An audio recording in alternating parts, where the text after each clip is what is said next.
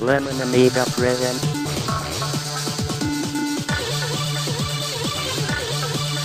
A Playguide video review.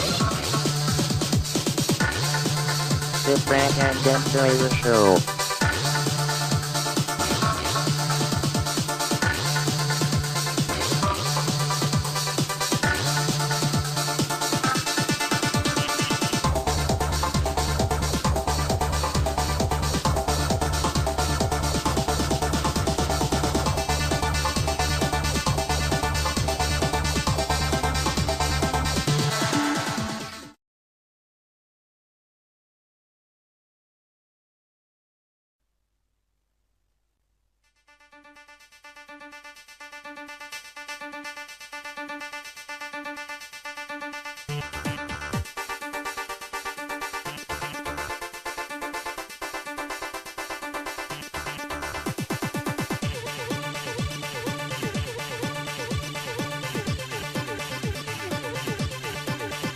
Hi, welcome to another Lemon Amiga game guide and review. This time we'll be taking a look at Project X, developed and released by Team 17 in 1992. From the introduction screen we can press fire and that reveals the title's options menu. From here we can select the start level if we've managed to get off level 1, and by pressing the options there we can actually select the craft. The Crux 2 will be heavily armed but also slow, the Hyperion is a good general ship, and the Hunter is very fast but very lightly armed. We have 3 ships to choose from, so I'm going to choose the Crux 2, which is the heavy one, and I'm also going to choose the arcade mode. We can also choose rookie if we want to practice the first 2 levels, but the arcade mode is actually the full game. So let's choose that and check this game out.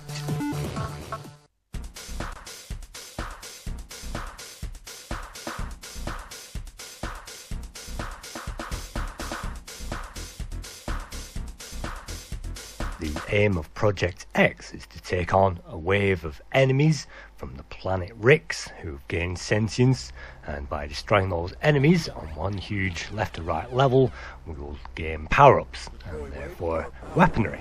To begin we start with the weedy guns, and by collecting these P power-ups we can then waggle the joystick left and right when that power-up is above the option we want, and in this case let's select the plasma. The plasma is a very tough weapon and that should make dealing with the enemies later on much easier, and it is also quick to build up the plasma. By waggling left and right there, the selection of the fire options is very well done and it saves us leaning forward to press space. There are 5 levels in the game and we begin on level 1, which is the space level, before we fly down to the planet Rix itself. To begin, the action is fairly easy, and as long as we have the firepower, that's not too bad. You can see along the bottom there we have a range of upgrades. Our speed is on maximum because we have the heaviest ship. We can't really upgrade the speed that much, but the next one, the guns, is pretty weedy as well, and I wouldn't really recommend upgrading the guns under any situation.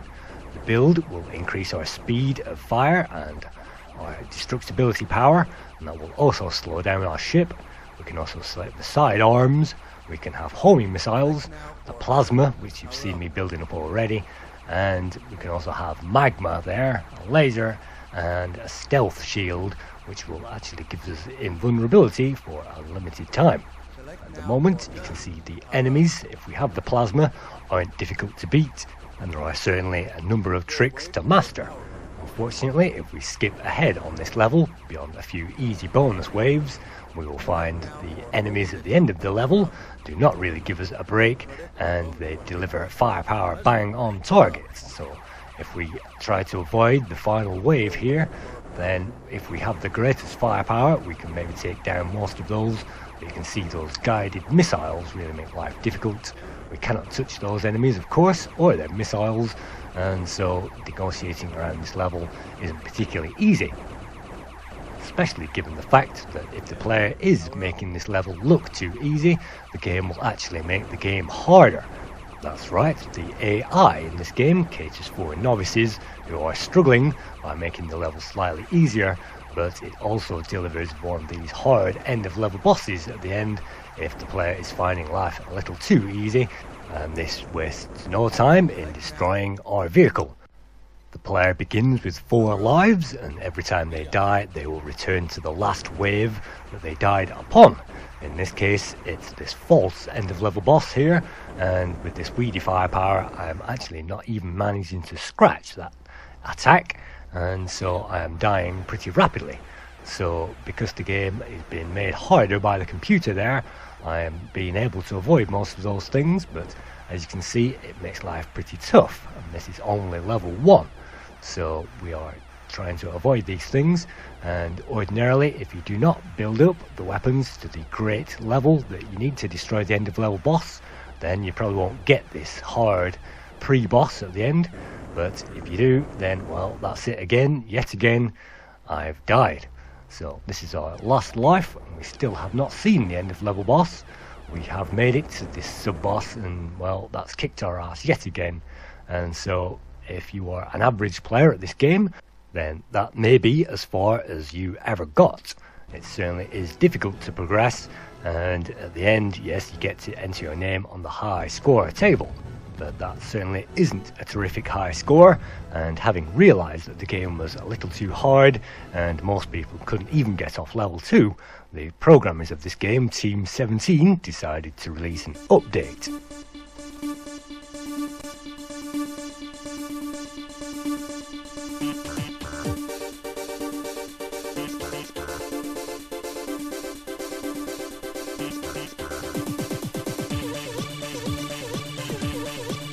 In 1993, a year after the original release, Team 17 released Project X93 Special Edition. This is an identical game, down to the fact that there is identical waves and identical ships. It's just that the hits that it takes to destroy those things are slightly fewer. In this way, the levels are supposed to be easier and more accessible to the novice. So let's check this game out. If we leave the introduction to scroll, again it will bring on the high score table, and if we press fire, then that brings up the options. In the options menu, we find exactly the same options as the first game, and again we can only choose the start level if we've managed to get that far, and selecting the craft in the options doesn't really make much sense, because that really should be on the title menu as the very first option. I'm going to choose a light spaceship for this, the medium option, and that should give us the best overall advantage with decent speed and average firepower. So making sure the auto fire is on there, let's dive straight back into that game and let's see if this version is any easier.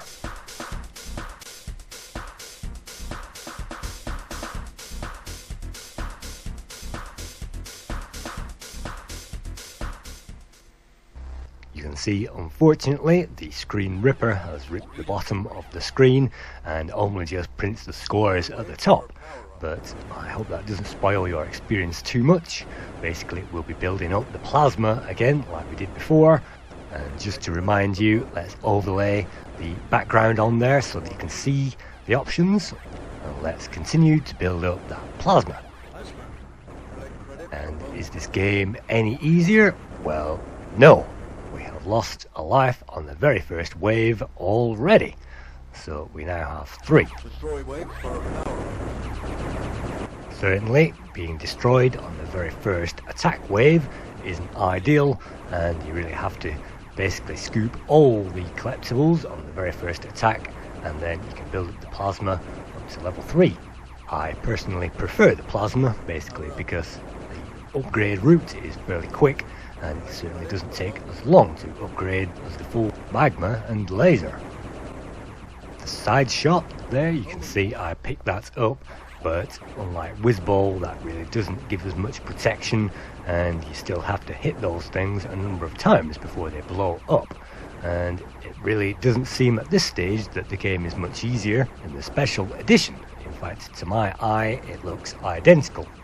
But you can see the homing missiles will fly around our craft and blow up things sporadically in our vicinity, and sometimes they will help, but most times that they won't, and you can power up that to, I think, 3 homing missiles, and that can certainly help with the bosses sometimes when you have to fly around those things.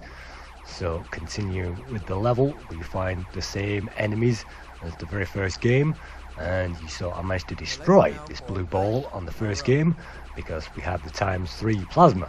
Let's see if I can manage to do the same thing on this playthrough. And if you can't hit that straight, then you can fly around and hit that with the side shot, and as long as you don't hang around the same spot for too long, then you can usually get a few target shots. Destroy waves for powerups. And if we do, we find these easy bonus waves following. Yes, halfway through this level 1 we find a series of easy bonus waves which really are incredibly easy and take no skill whatsoever. This is not a Apidia, and it doesn't make the game harder as the game goes on.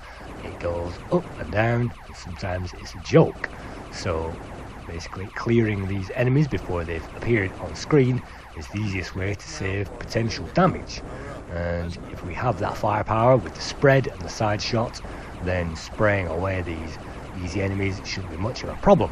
The only thing we have to look out for again is those guided missiles, and as long as we strafe those and avoid those on contact, then the rest should be fairly easy. But if we should die, then we will lose the plasma, and that will go down 1 level, and we will also go down 1 level of side shot and speed as well. So we'll have to build those all the way back up. And so if we die in this game, it really does not help the player. In this section, if we stay to the top right there and then duck under that firepower, and then that boss isn't so bad, it gives us an extra power up. And again, if we have the plasma at this stage, we can simply roll into those enemies and blow those up on the spot. Sometimes the side shot helps as well, but I can't help feeling that the side shot could have been more impressive and more powerful against those enemies, because sometimes when we strafe the bottom of the screen, it's just smashed our vehicle there. Sometimes when we strafe the bottom of the screen trying to hit enemies along the top, that really doesn't work. And just like Delta, a few of those will have to be hit on target to knock those enemies out, particularly in this section. I certainly do love the voice sound effects in this game. And set now for guns, power up. And the blind can virtually play this just by listening to the sound effects. Unfortunately, the music doesn't carry on into the game, and basically we have to play the game just with the sound effects, and that's a shame, because the game actually on the original gave us 2 soundtracks, and there was even an old timer mode which gave us an alternative soundtrack, but none of those have made it into the game. This game was created and developed by Team 17 under the general management of Martin Brown. It was designed by Andreas Tardis and Rico Holmes, who you may remember from the Super Frog review. Andre and Rico went on to Super Frog after this in 1993. The code was again an Andre Tardis production, and Stefan Boberg also worked on this game, having previously worked on Full Contact for Team 17 in 1991.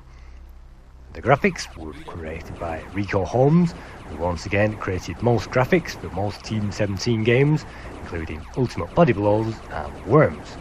The music and sound effects was credited to Alistair Brimble, who virtually created every single Codemasters soundtrack and every single Team 17 masterpiece on the Amiga. He also worked with the crew who created Z-Wolf 1 and 2 and created the music for Colonization. To help him, the music was also co-created by Bjorn Lin, who was a demo coder, and I've certainly enjoyed many of Bjorn Lin's soundtracks. Meanwhile, on the Amiga, you can see beyond the final bonus wave, it is not meant to give you the hard chip, it is meant to give you this easy end of level boss. And all that boss does is fire very sporadic firepower in your general direction, which you can easily avoid, and as long as you have that level 3 plasma and you fire it in there, then that boss shouldn't take much to destroy whatsoever. So this game goes in spikes, and the playability in this game is a steep learning curve. It can start off impossibly hard, and then it gets ridiculously easy with these bosses. I'd certainly say this game had a hard time when it was released, and Alien Breed 1991 was a much more positive received game than this, and basically Super Frog and all the other Team 17 games, but they really did get a very nice screen size and very nice effects there, particularly in between the levels. You can see high res mountain landscapes there, and then we get to fly around the rock surface of the planet Rix. Again, it begins very easy, and unlike the first level, we will find very few power-ups on level 2, and that just makes the game harder. It would have been nice in this updated version to gain many more power-ups on this second level, and then that would help the player to progress. I've certainly completed the second level, having played it on a demo of level 2, which was released on an Amiga cover disc, and that helped me complete the second level in the full game. But after gaining the access to level 3, which is actually a lava level on a volcanic rock surface, I found the game impossible, and the even dedicated and advanced players complained they couldn't even get off level 3. Unless the player can memorise those safe spots and get into those safe positions on every level, and they have the firepower to defend themselves and the speed to manoeuvre out of trouble, then they'll be safe. Otherwise, if they don't know and they don't have those things, then, well, they won't be safe. And look at this. This reminds me of a Pedia there, with things emerging from the floor, and you just have to be brave and sweep those away. So that section isn't too hard, and again it starts pretty easy, gets impossibly hard, and then gets easy again, and then returns to the impossibly hard. In this section we have to duck under this firepower and make our way to the right hand side of the screen pretty quickly, or we'll get shot, and that tree makes sure we can't just dive beyond the pipe there. So unfortunately we have to squeeze through. We don't have the firepower to take these guys on. If we squeeze through there, and look at all that firepower, and yet all those bullets don't even scratch that thing. That is certainly a letdown in this game, and there is no point having the side shot if it is so ineffectual. You can see this game certainly had an influence on Super Frog with a bonus level there, but unfortunately this did not break new ground in the shoot 'em up genre, hence the scores. Amiga Formats gave this 75%, Amiga Power gave it 78%, the One gave it 90%, Amiga Action gave it 91%, and CU Amiga gave the original 1992 release 92% in April 92. The One gave the updated version 92%, and Amiga Computing actually gave the updated version 93%, saying it was slightly better. Project X 93 also made it to the DOS machine, and an updated version of the game called X2 eventually appeared on the PlayStation, which was a similarly hard, impossibly hard game by the same team. So unfortunately the difficulty curve spoils this game. It certainly isn't the music, the slick presentation, or the atmosphere, and you can see these demo-like effects there even on the high score table. So the polish and the presentation of this game is superb. It's just that the difficulty curve actually lets it down, and yes, we can select level 2 if we select that on the options menu, but unfortunately that will only allow us to play a demo of level 2, and then that will return us back to the title screen once we've completed that, or if we fail. The ship options is a very nice addition, and the number of weaponry, well, that's basically 2 weapons, the guns and the plasma, and the build doesn't really do much, and the homing missiles don't really do much, and the shield, known as the stealth, is basically too expensive to build that thing up there when you really need the power-ups for the weapons. So in this game it's the plasma for my money or nothing, and if you have that thing and if you know exactly where to go on every level, then you'll progress. But unfortunately the dynamics of this game don't allow and don't cater for the novice, and look at that, the hail of firepower means we can't even attempt to get through to the enemy, and even if we know where to go, that side shot means we don't even scratch the surface. So too many things to let this game down, and not enough joy and satisfaction level, I don't think, to progress and to encourage the player to get further in the game. And this, I feel, is a pity. Project X was a well-known game on the Amiga, and still is, and it was a big hitter in its time, and Team 17 was well known for its great games like ATR. So it's unfortunate that this game, highly slick and highly presentable as it is, just does a few annoying things, and even when you think you've got through those things, it'll still kill you. So it's just too annoying for me. So thank you for reviewing this play guide and review of the very difficult shoot 'em up Project X. And I hope to see you again in another play guide and review sometime soon. Cheers.